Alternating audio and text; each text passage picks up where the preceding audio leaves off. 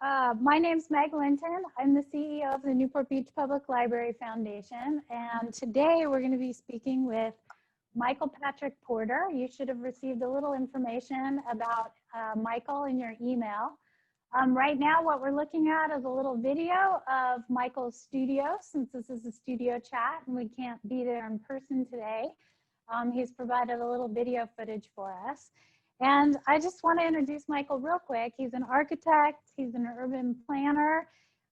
He's been involved with the Monterey Design Conference for a number of years, where annually he gets together with architects from all over the world to talk shop. And we met through his work as an incredible museum volunteer. He's been on the board of the Santa Barbara Museum of Art, the University Art Museum at Cal State Long Beach with Connie Glenn. He was at the Contemporary Arts Forum with me when I was the director there. He's been on the Newport Harbor Art Museum board. And he's just a wonderful art enthusiast. And we thought we'd have him here today to kind of talk about changes that he's seeing in his field and what the pandemic is kind of bringing to the table in terms of design conversation and what challenges we are facing in the future. So here, I'm going to hand it over to Michael. So we can get started. And Michael, do you want to tell us a little bit about your work? And sure. And first of all, where you come from? And well, that's way too long a story. But I know, it was a big story. And it's a long one because I'm very, very old. But I wanted to thank you and the Newport Beach Library Foundation for the invitation to talk about this, I think, significant topic. And I feel really honored that you asked me to do this. And I also feel humbled, actually, that I'm following Deborah Aschheim's presentation from last week on the 365 days of voters. I thought was a fantastic presentation. I know it's going to be up on the website for the foundation, right? Yeah.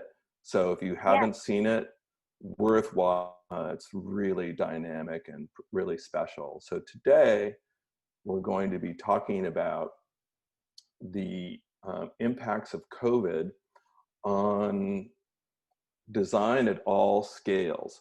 So from the immediate response to the personal object that we touch and feel, to homes, to our offices, to our cities, to our region, to the nation.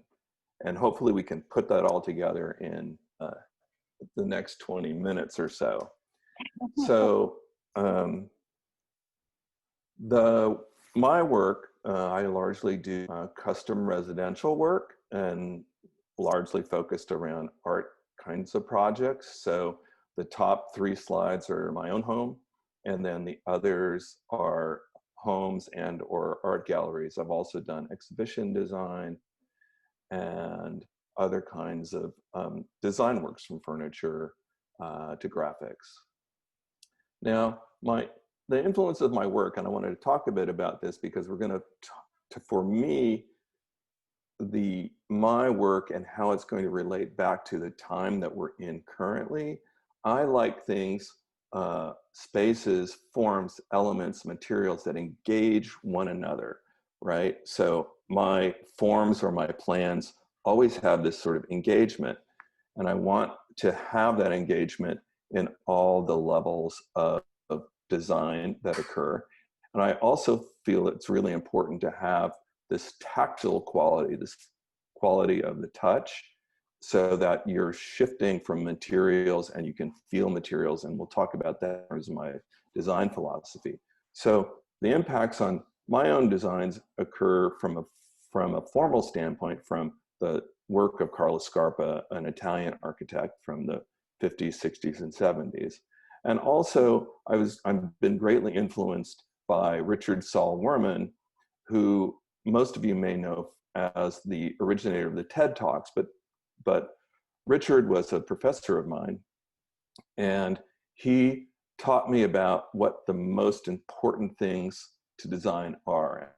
And the most important thing to do is to design your own life and work everything around your objects, your things, your places to have that. And he also, Richard, organized conferences, and Meg alluded to some of the things that I do. I've worked on organizing different conviviums and discussions to talk about current issues. And I'm working on something at the moment with Carrie Lovelace, where I've been advising and participating in 2020 Visions, which is going to be talking about putting together artists and innovators together to solve our current problems and problems in the future. So, Michael, can anyone attend that? yes. And in fact, I think Carrie is going to have a conference, and this ties into something we're talking about today, what the impact of all of the things that are occurring in our cities. That's going to occur in, I think, December. So if you go to the 2020 website, we'll get all that information. And Meg, right, we are, everything that I referenced today is going to be linked. We'll set up links, and if anybody's interested, you can get to them. So I'm going to talk. Yeah, we'll follow up and make sure everyone gets this. Right, right. So my own design philosophy is kind of summed up in these three coffee mugs that are on the screen at the moment. And we start from the left for something very traditional French porcelain, does its job, keeps your coffee warm. You go to the center, that is a Not Neutral, that's the company name, cup, recently redesigned so that your thumb can sit on top of the mug. It's perfectly so that it has the ability to increase the potency or the aroma of the coffee. But my personal favorite is on the right, and it was just recently given to me by my client, Deidre Campbell, who I think is on our call today. But this is an example of something that I would call Wabi-Sabi. So it is something that is smooth, not quite perfect, but you're feeling the top smoothness, you're feeling the roughness at the bottom. And to me, that element of touch and engagement is making the coffee drinking experience much more luscious. So to get into the specifics about COVID and the pandemic, there were immediate responses by design people. This included Pentagram's development of one single sheet of identifying and having healthcare workers and manual contact tracing volunteers understand how the disease spreads, what the linkages are between test results and exposure and quarantining and so forth. And so this was something done very early on, and it involved also the health department for the city of New York has an app for this. The other thing that Pentagram really did, important to kind of, Michael, it's really important to kind of visualize those things right away, isn't it? So people can grasp it. Because it's we can call it a mind map, or we could call it just the way it was done. It's nicely done because it's soft. It's not a you must do this, you must do this, you must do this. It is flowing, and because things were ever changing. Yeah. So the other thing that Pentagram did almost immediately was to post this board, and I think it's still up. And if you go to Pentagram's website, you can get a link to it. And this is, "Dear New York, I missed you for," or "I hope you will become." And you can post your feelings about your community. And so this is a way to, again, engage and communicate, because we can't communicate, we can't touch. And we've, this whole business of the senses are troublesome to me. Like, how are we going to resolve these issues? I mean, I'm listening to you without any background noise and it's sad Yeah. because, you know, uh, You there's a lose all problem that because, texture. what's that? You lose all the texture of your environment.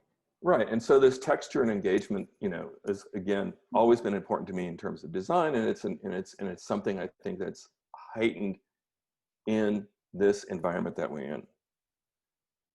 So from personal objects, this is one of my favorites, and this Alexander Lervik designed, basically, think of their lamps, but think of them as you can see the one that's not on.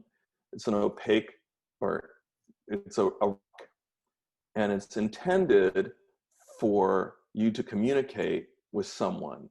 So like it would come in pairs or multiples, in which case you could touch your hand on one rock, one lamp, it glows. The other lamp in response glows. So if you want to talk to, and he developed this because he wanted to let his mother know that he was thinking of her. So he touches it, she's in her living room, the lamp glows. He's not sending her a text, he's just sending his thought. And I think that, again, this is that thing in COVID that we're in our environment, and with technology and all these other things, but particularly with the pandemic, we're missing this sense of tactility, of touch. We're losing out on communication. We're dependent upon technology to replace it. But this is one where, hey, I literally can touch it, and can the other person really feel it? Well, what's so beautiful about that is right now my father's in the hospital and I can't see him. No one has seen him for 6 weeks. Well, it's so if there was something like that in the hospital that would be periodically fantastic. go off, it would be beautiful. It would make the person feel, connected in some way. Exactly. And so this is just a simple object that does that. So, what does this mean for our home environment? And, all of you, I think, know this. We're on the video screen, and the public is invading our life. They're invading our private space. And, we're looking at Tom Hanks on that one side of the screen, and the New York Times said, well, look at what books he's reading. And, again, this is like, how do we define public and private when once our homes were the realm of our privacy? Now our workmates get to come in. Few people really know what to do. I've had people, professionals, take Zoom meetings in bed. Now, that's funny, but it's not quite professional. Well, there's also a new profession that's kind of come up where people will design your background setting of your books. They'll kind of curate your bookcase. So you can have your bookcase curated by somebody, because when you're doing your meetings and so forth. Right. And so all these things that are happening at home, which include, the acoustics, and it includes all these things that are conflicts. And, when our home was for a few things like eating and sleeping, procreating, recreating, relaxing, now we are dependent upon it for working. We're dependent upon it for educating our children. And at the same time, that space hasn't been increasing, it's been decreasing. And with everyone in the same environment all the time, there's a lot of elements that are being lost, and a lot of, interaction and heightened tensions. And, we have intergenerational, some of us have intergenerational living environments once again, like it used to be in the days past, but now can be part of our environment. And so not by choice necessarily. And so there's a phrase now called broken plan living, meaning what we thought, not true. we've been, that Right. apple cart has been upset. So there are firms out there. Build LLC has developed basically 7 different models of home office design, from a gateway in the front to a nook to a private office to one that's screened to one that looks outside, so on and so forth. So people are starting So to Michael, I'm respond to going to that. interrupt. Yeah. Yeah, I'm going to interrupt for a sec. So how's that? Because there's been this huge push towards tiny houses, finding communal or third spaces to work, and now we can't be in those third spaces to work. And part of it is, high density living because it's more sustainable. So how are we, what are you and your industry thinking about in terms of how do we keep pushing towards more sustainable living, but also dealing with these new demands on the functionality of your home space? Right. Well, and I think that, already with the accessory dwelling unit demands by the state and the housing crisis, there is no such thing as a single family neighborhood anymore. Each single family lot now can have 3 dwellings on it, 3 separate units, 3 separate families, each what was a single family thing. So that was already changing the dynamics. And now we're getting that this is going to be accelerated. I'm going to talk about a little bit about this when I get to the broader schemes of things. So what's our workplace like?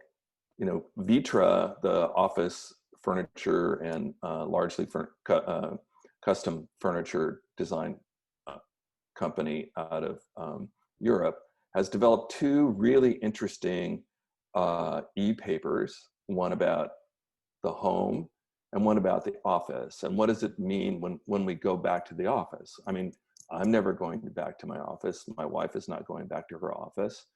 Meg may not go back to her office. What does it mean?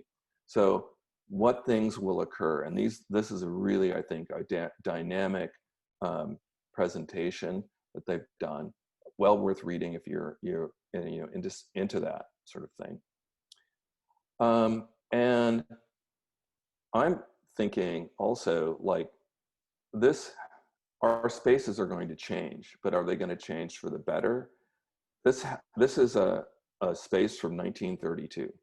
It's Alvar Aalto's tuberculosis sanatorium.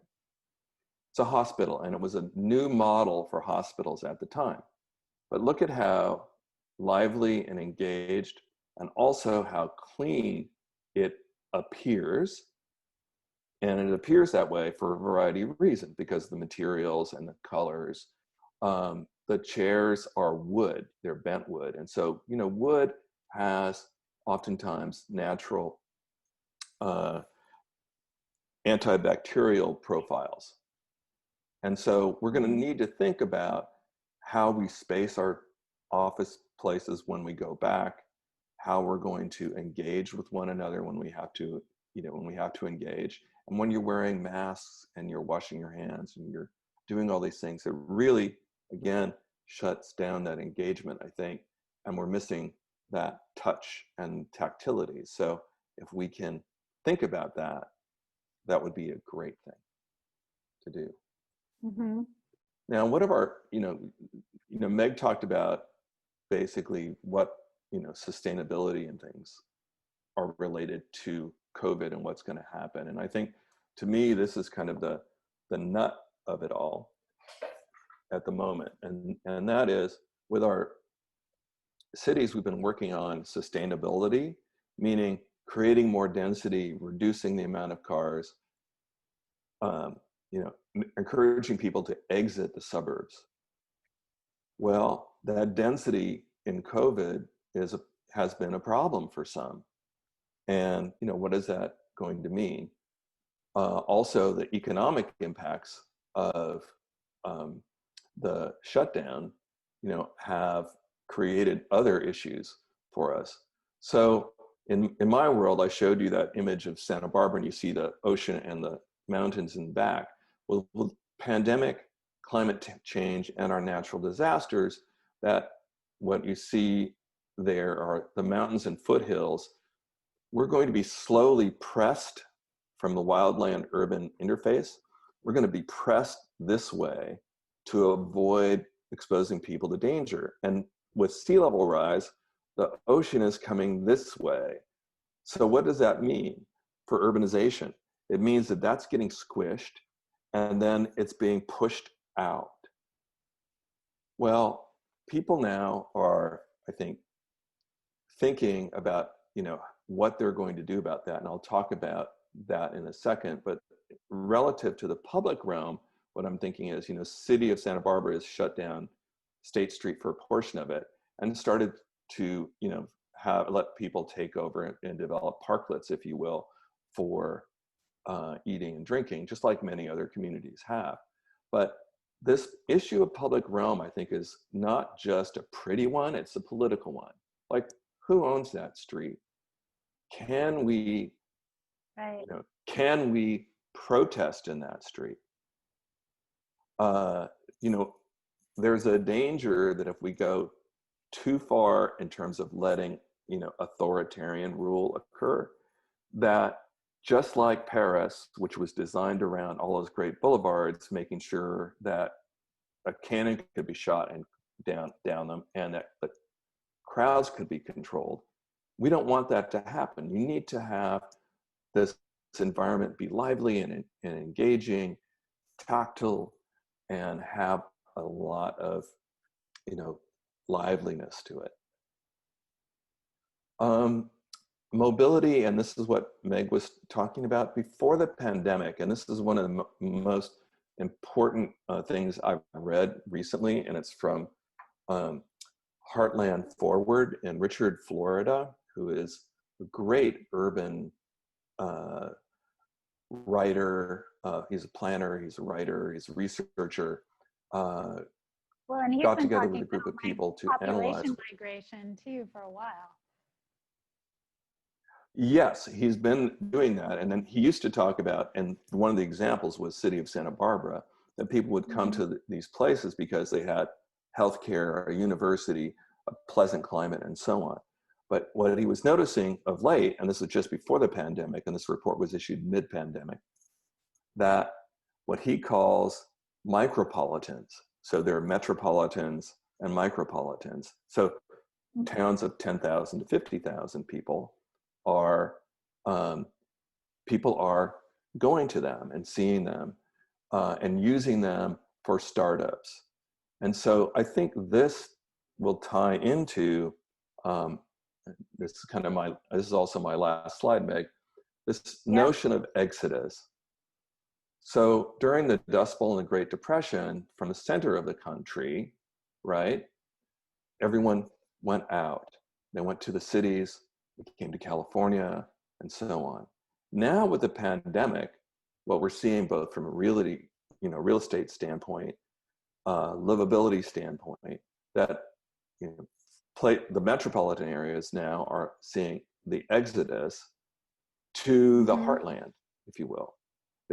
Everyone's going to a smaller place, and that's the biggest significant, I think, issue. Like, what does that mean? Because it unravels all this business of sustainability that we've been talking about for a long time. So how do we still manage this issue of being sustainable and be responsive to the environment at the same time having this exodus to small towns? And what kind of infrastructure are they going to need to have that? Is that a better life? Lots of questions there. And well, and also, is it a better life, but also how much rural area do we need to counterbalance our urban centers as well? So then do the urban centers just become blighted, or do they transform into something else?